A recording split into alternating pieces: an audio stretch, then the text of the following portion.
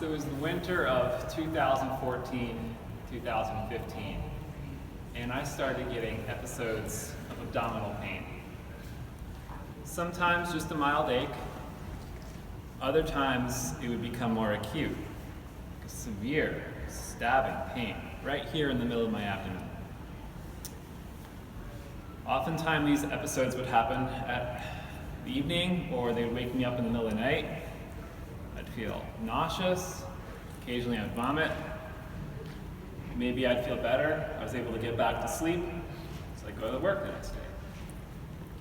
So these episodes were happening infrequently, but then started becoming more frequent. And then it was January of 2015, and I had a fairly bad episode, and I just thought to myself, all right, I'll go to urgent care in the morning, get checked out, see if anything's going on. So I go to urgent care, get some basic blood work, everything comes back normal, and so they sent me away with a prescription for Zofran, which is an anti-nausea medication, and a diagnosis of irritable bowel syndrome.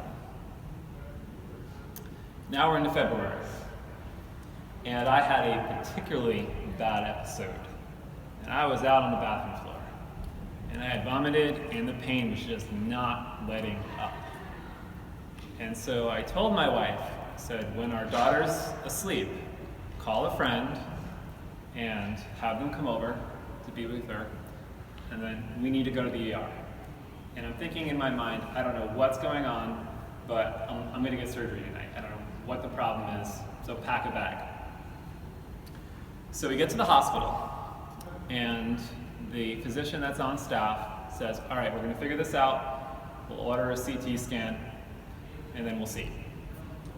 So orders a CT scan, and comes back in a short while later with what's called a wet read of the CT scan, which means the doctor was just on the phone with the radiologist, getting an initial impression of what was going on. And he said to us, well, you have a small bowel obstruction, and it appears you have an infiltrative disease, and it looks like you have lymphoma. So that was the start of my cancer journey.